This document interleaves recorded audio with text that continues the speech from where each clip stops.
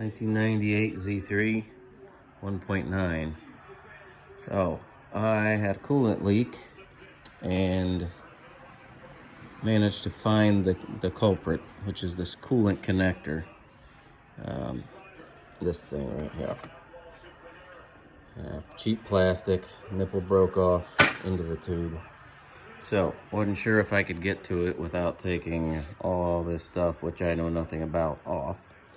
So, yesterday I started tinkering with it and realized tonight that if I took this off just to see what would happen. So there's a bracket that goes here, just like that one. And I took that off, managed to pop this cap off, just caps on front and the bottom.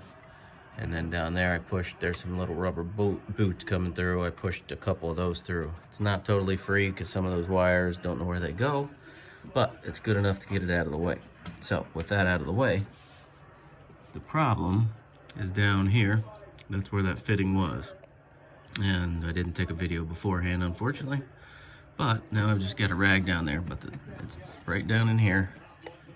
Just give you perspective. It's right down in there. It's down where you can reach. There's two pipes going to it, a big one and a little one, and they're running right under here. So I've already taken the little one off, and they've got a little rubber boot around them. I had to cut that to get the little one out. Unfortunately, the replacement one I got is not the same, par for the course. Anyway, so it's off now, which was great to get it off. When it's down there, you have this. There's two bolts right there. I believe they're 10 millimeter. Yep, two 10 millimeter bolts. So that's going to be sitting in there. Which way was it? Oh, shoot. That way. So you're going to get that top bolt. First, take the hoses off. Hopefully that's not too big of a deal, but they're just typical hose clamp. Bam, bam. So get in there, take those off, wiggle off the hoses.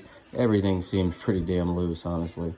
The fittings were all very loose, easy to come off. That's where it broke. So these two little bolts are, well, that's the 10 mil. I don't know what those are, 1/4 inch or smaller. Anyway, take those two things off, two hoses off, and then that little fitting, just grab it and wiggle it, and it'll pop. You know, I did a slight turn and it popped off. So boom, that's off. Seemed really clean. I didn't have much fluid leak out. Pretty empty, I guess. So I'm waiting on the other part to arrive, and at that point, should be pretty easy to go back in, I hope. Knock on wood, wherever that is. So I will keep you posted.